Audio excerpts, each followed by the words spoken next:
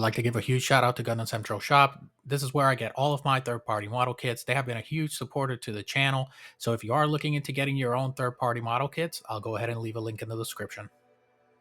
Hey, what is up everyone, and welcome back to the Animous for another review. And today we're going to be reviewing the Infinite Dimensions Nemesis 1100 model kit. Let's get right to it. So jumping straight into the unboxing for this review, Infinite Dimensions always goes above and beyond when it comes to showing off their models in regards to their artwork for their boxes and as well as their packaging. And let me tell you, this thing just looks great. It goes over all the arts around the box, and it also shows you a step-by-step for the model kit itself, and it kind of gives you those Sky Defender vibes when it comes to actually unboxing the model. You can also see that Infinite Dimensions actually took the extra step to make sure that they put a little bit of extra detail and extra work into the box art for this model. This box is insanely big compared to other models that I have from them. I can say that this is definitely the biggest box yet for the model kit, with good reason, because of all the things that brings inside. Now, once you open up the box itself is divided into two sections. It's divided into the main body of the model kit itself, and then you also have the box that also has the backpack for it.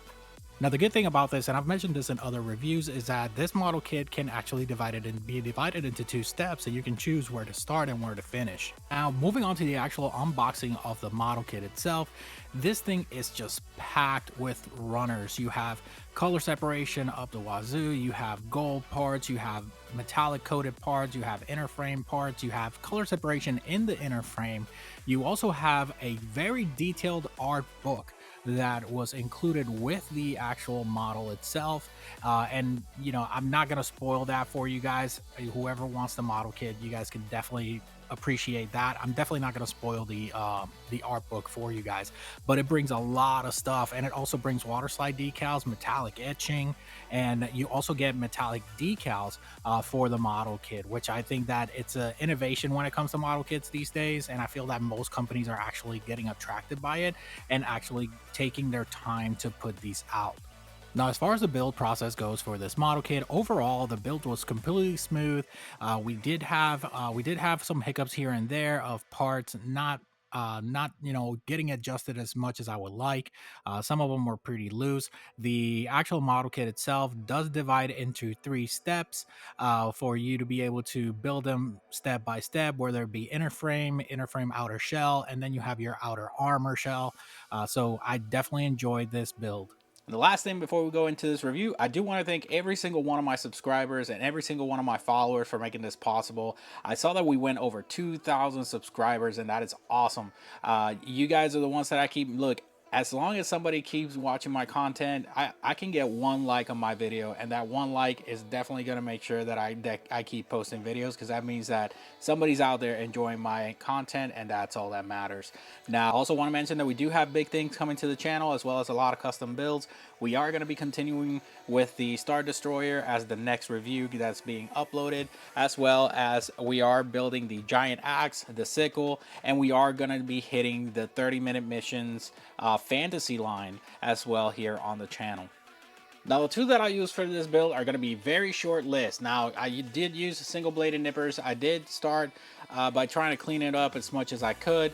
I usually go with the hobby knife when it comes to clean things up, and then you do need a pair of tweezers, and I always recommend to have a toothpick just in case, because we are messing with metal etching, and we're also messing with hard plastic decals for the reflective parts. Now, I know that most model kits are now coming out with these metallic decal sheets, where the actual decal is an actual hard piece of plastic with a reflective piece on it to give it that little bit more of aesthetic look. And definitely want to make sure that you don't mishandle that, because if you mess one of those stickers up, it's just gonna look really bad once you put it on. And then Last thing but not least, I did use a pen, and I will explain that in a second once we transition over to the manual, because there is a lot of things that were left over when I was building this kit, which then had me go back and mark everything down to make sure that everything was built. So this one right here is optional. However, from now on, I'm definitely going to make sure that I have my pen so I can just mark down the steps as I'm building a kit, so that way I am sure that all steps were followed. And next up, like always in my videos, I always like to show the spare parts, and man, this kit had a crap ton of spare parts. And let me tell you, at first I was very scared and concerned, because I said, wait a minute, there's no way that we're missing all these parts. But then it kind of all made sense whenever I was putting it all together. Some of these parts are to rearrange the weapons, some of them are to mount the weapon systems into the base, and then the other ones are just spare parts or duplicate parts, as well as armor pieces to transition into different colors of the model kit, because the model kit does feature two colors. It features the dark blue or dark metallic blue, and then it features the red. So you'll see that in the model kit. I did go with some options in some areas. However, it does give you the option to go back and forth between colors. Now, the last spare parts that I want to talk about is going to be for the inner frame that the actual kit brings. Now, I did not use the whole inner frame that it came prefabricated, because, for example, the hip joints right here, I would like to save them for when mine goes really bad, so I went ahead and used the parts that you could just build together. Same with the torso. Everything else I did use, because most of these joints are the ones that are supporting joints, like ankles, shoulders, and the backpack joints. Now, I also want to mention that the model kit does include different sets of eyes, to include a set of clear eyes, but in my case I would decided to go ahead and go with the gold set of eyes, so that way I wouldn't have to worry about the face looking too dark. But this is a perfect option for those people that are looking to paint the model kit or that are working with LEDs. Having this option for the eyes definitely is a plus. Next up, we do have the manual, the water slide decals, the actual metallic decals, and the metal etching. Now, I'm going to be completely honest with you.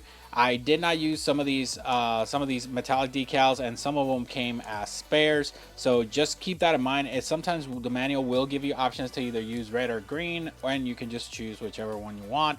Or you can just rearrange them into areas however you would like as well. It's all up to preference. Now, the main reason why I was mentioning the pen before is because I went ahead and marked my areas whenever I was done with the actual model kit itself, because I had so many parts left over. I wanted to make sure that I didn't miss anything. And I don't know, I'm sure there's other people out there that are like me. I just want to make sure that everything is good to go, so I don't have any failures after I build a kit. The manual itself does have everything that it has to do for the water slide decals. It is in color as well, so it's a little bit more convenient than your regular black and white, so that way you can go ahead and mount the actual water slide decals without any issues or without any errors. Now, as far as the water slide decals go, I was expecting something a little bit more complicated when it came to the sheet itself, but most of these water slide decals cover large areas, so you won't have to worry about running into issues where, you know, you have very small water slide decals in some areas and then it's just like a never-ending chore. I feel like they did pretty good when they did this sheet, as they went ahead and divided it through the steps and through the areas as well for the model kit. Now, for the metallic etching and the metallic decals here, that's not a lot to say about those. These are becoming fairly standard in a lot of model kits that are being released nowadays, and I just say keep them coming, because I think that they look very nice whenever you mount them on the model kits. As far as metal etching goes, I'm always hit or miss when it comes to metal etching, because usually you can't really see these wherever they are, and if you can, it's very minimal. So to me, it's like hit or miss. I did put them on the model kit, as I'm not going to paint this model kit, but I will be putting the water slide decals, and I will be top coating it so I can leave it as is, because I do like the color combination for it. And now we're going to talk about this base. Now, Infinite Dimensions has always released all their model kits with bases, and you know, the little sheet here that you can flip over, with the names and a protector screen, and everything is fully detailed. But I have to say that with this kit, they just went ahead and completely went out of their way, completely out of the box. Definitely decided to build something unique when it came to this model. And I did like the fact that you can include the metal etching into the model kit itself. You do have metallic colored parts all over the base, as well as you also have used for the metallic stickers all over the base itself. Now, don't get me wrong, this base could use some heavy work if you are going to paint and customize this kit. However, it is an awesome base product for anybody that wants to go ahead and customize this kit. Definitely going to be a crown jewel if you paint it, because it has so much area and so much surface detail that you can definitely bring out tons of life from it. Now, you do have the weapon mounting system right here, where you can go ahead and mount the weapons. So the way that will work is that you go ahead and grab the weapon and just go ahead and slide it on the actual part itself. So there are different ways that you can mount the weapon systems on there, but that's just an example of one of them. You do have your standard metal build style peg here for the model kit itself. You do have some arms that will extend, which is to hold other weapons here, and you do have moving parts that also help with the aesthetic of the model kit. And this thing is just insane, and it occupies a lot of space. So if you are going to buy this kit, even though the base does occupy a lot of space, I want to say that the wingspan of the model does occupy a little bit further out towards the back. So if you are going to pose it, if you are going to mount it somewhere, please make sure to keep enough space for it. Now, next up, we do have the hands here. The hand, it does have a peculiar type of hand this time. Usually I try to see what type of hands the kits might bring, and this is actually really unique. You have like a grasping hand on it. The other hands that it brings is obviously you have your open hand, open palm. You do have your closed fist, and then you have your weapon grasping. And there's a reason why I have this like this, is because I'm gonna pose the kit with the two Buster swords on. So I'll definitely gonna leave it like this. These do not have pegs, so you just gotta snap the hand together so that way it holds the weapon. So that's one of the things that I think that is a negative of the kit, where if you do want to change the weapons around, you do have to disassemble the hands, but to each their own. Some people don't mind. I actually mind. And now we're going to talk about the weapons. Now, I have to say, this kit did actually surprise me when it came to how many parts it had, and how big and how fast the build was. Because I think that what surprised me the most was how simple and how easy the build was. I didn't have any fitment issues. I did see some parts that were a little tighter than others when it came to fitment, but there were no fitment issues. Everything just went flush. Everything just went ahead and installed properly, and I did not experience any faults when it came to mounting the parts. And that's usually you say that, and I keep saying that every time I build a kit that's good, that I don't encounter any issues or anything like that. But there are kits out there that, even though they're new, they do bring kits and or bring errors in those kits. And I'm definitely one to always talk about that, because I do not want to steer somebody away from building something just because it has a few errors. But if it's a kit like this and you build this first and then you build a kit that has problems, then you're definitely going to be able to tell the difference. So very happy with the fitment, very happy with how the build process went. It was fairly quickly too. I think I built this kit in less than 2 days, and I work a day job, so I always build like after work, so that was definitely a plus. Now, for the weapons itself, it's blades galore and gauntlet galore. This thing is insane. It does have some blades that, as you can see right here, that you can mount as a weapon system. You also can go ahead and separate these to create extra blades or extra guns. And when I say guns, I mean beam rifles like so. This thing looks so cool, and it does have a lot of gimmicks. Now, all these swords do have the same gimmick to turn them into a rifle, or you can just go ahead and attach them to some other parts to make bigger swords, because bigger is always better when it comes to swords, right? That's what everybody says. So Now with these, you can see that these can be a blade on their own, but you can also attach one of these. And the way that you're going to do it is that you're going to go ahead and do like so. Then you're going to slide it on and clip it to make a big buster sword blade thing. Like this thing, it looks so good. You can also set it up as a rifle to try to use it like a beam rifle, and it'll work. It just looks really, really good. Now, I do want to talk about something that really caught my eye whenever I was building this kit, and it's the system that they use to create some type of railgun. Now, you did see that I had the grasping hand on a part over there. Now that part usually would go and attach right here and make a buster sword. Now this thing looks really nice. Color detail, surface detail, color separation, everything is terrific.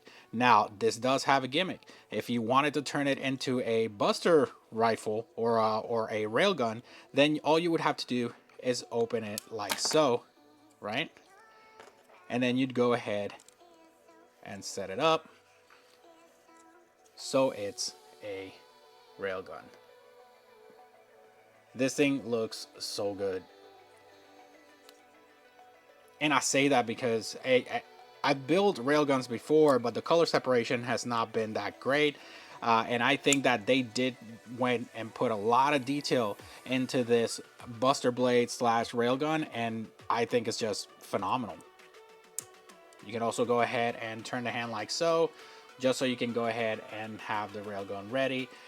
It just looks insane. The kit does have a lot of gimmicks, but unfortunately there are other issues with it that we will talk about once we get to the actual model itself.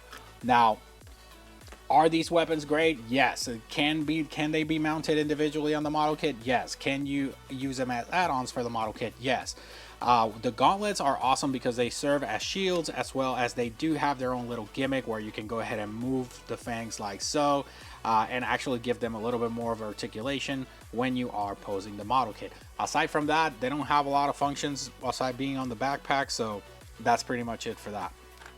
All right, so now we're going to talk about the crown jewel of this model kit, which to me it is the backpack. Now, it is a big backpack, and I know it doesn't seem like much now, but we are going to go ahead and attach the parts to it. It does have a little bit of a gimmick here. As far as everything else, you do have your little pilot right there with its own cockpit. I think that was a cool addition for this model kit, as well as all your attachments, color separation, metallic color separation, gimmicks when it came through thrusters. This thing just has it all. And I definitely enjoyed building that. One thing that I did want to mention is that the model kit itself cannot stand with the backpack on, with the full backpack on. If you are just going to leave it like this, it will. But if you are going to put everything else on, I'm going to tell you right now that you are going to need that base. If you don't have that base, you're not going to be able to stand it up. And if you can, if you can stand it up, it might not last too long. So just keep that in mind whenever you are building it or posing it, that you are going to need, your base, so that way you can display it in all its glory. Now, the way that this would work is that usually you would go ahead and start installing the parts. Now, I want to mention that with this kit, it does have gimmicks everywhere when it comes to the backpack, and all the parts that go into it. So you have to be very careful that you don't manhandle the parts too much, so that way stuff doesn't just fall everywhere.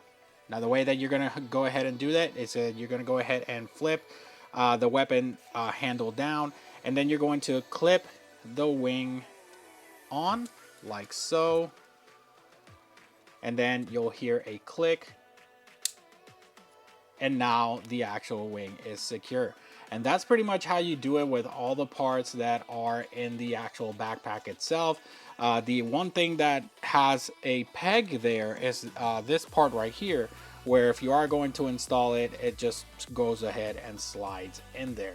So I think that's the worst one, because I think that with time that would fall apart. As far as these thrusters here go, you can just go ahead and install it as it looks right there, and that thing is super sturdy in there. So I'm definitely doubting that that's going to be a point of failure in the future, but this will definitely be. So aside from that, It does have a lot of posability when it comes to the backpack. I know some people were doing the spread wings. I did it myself. I love that pose.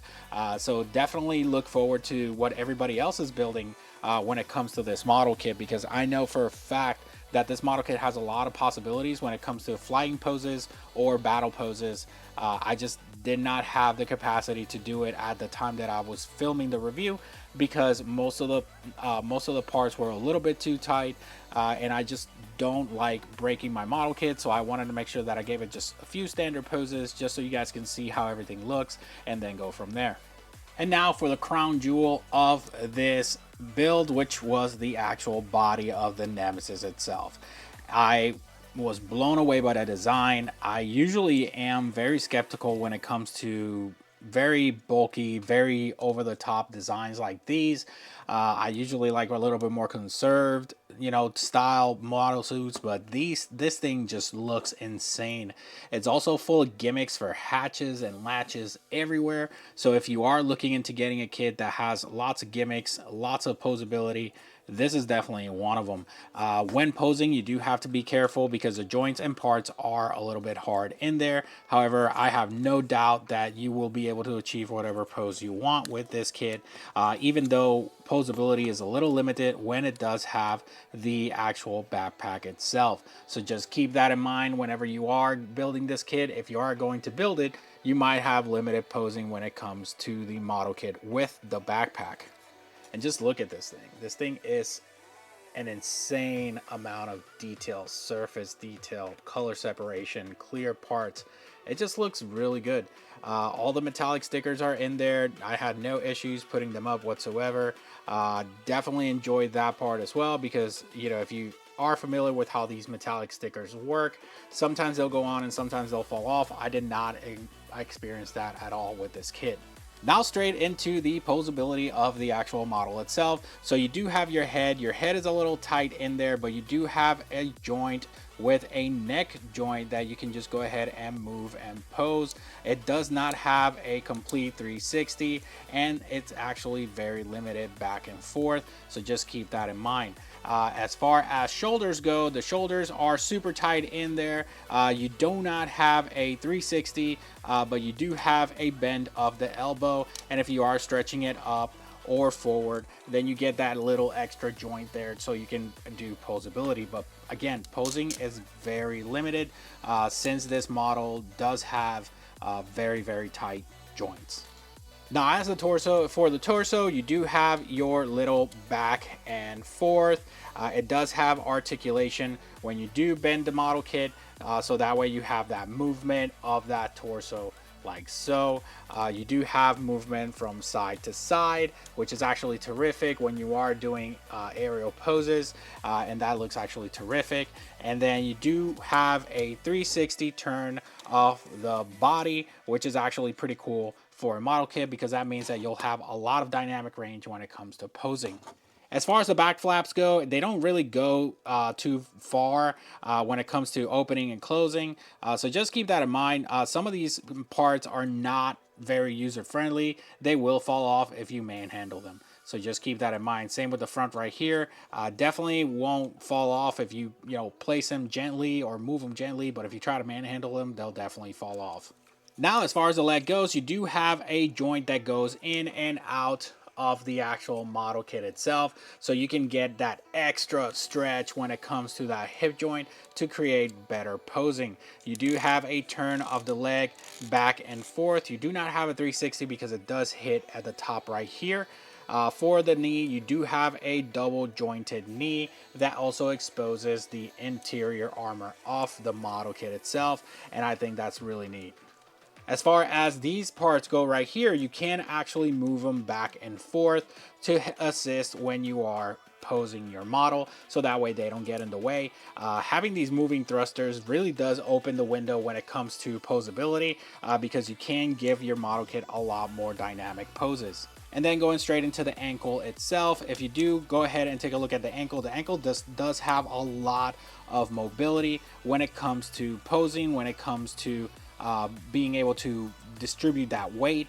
It does have a toe bend. You can go all the way down and you can go like halfway up, and then you do have your additional toe bend right there for whenever you are moving your model. So overall for this kit, I definitely have to say that it was very friendly to build. It did not have any issues when it came to plastic fitment, although some parts were tight when they were going in. So that way, you know, I'd recommend picking and choosing which parts you're going to use. And the manual will tell you, it will tell you like, hey, this is the recommended part, but if you feel like you want to use the other one, go right ahead. I basically have a mix and match parts from inner frames, outer frames, and the actual pre-built joints. So, you know, just sky's the limit. You can just choose whatever you want and go with what you think is best for your model. Overall, the build was clean, it was easy, it was friendly. I enjoyed every single minute of it. It gave me Sky Defender vibes, because when I was building the Sky Defender and the actual monument, I did not have any issues while I was building it, and I was enjoying the build itself because it was so smooth, and the manuals were so detailed, and everything went in stages. So by the time I was done with the inner frame, just placing those otter shell armors on the model kit was just terrific. So I didn't have any issues at all. I definitely would give this a go. If you if you can get your hands on one of these kits, I would definitely say go ahead. It's terrific. Now I do know that they're becoming a little bit harder to find now, but if you do find one and it's at a moderate price, I'd say go for it, man. This thing looks really good displayed on your anywhere that you have your gunpla displayed or other plamo, and it's an actual nice build to have. And that is it for today's video.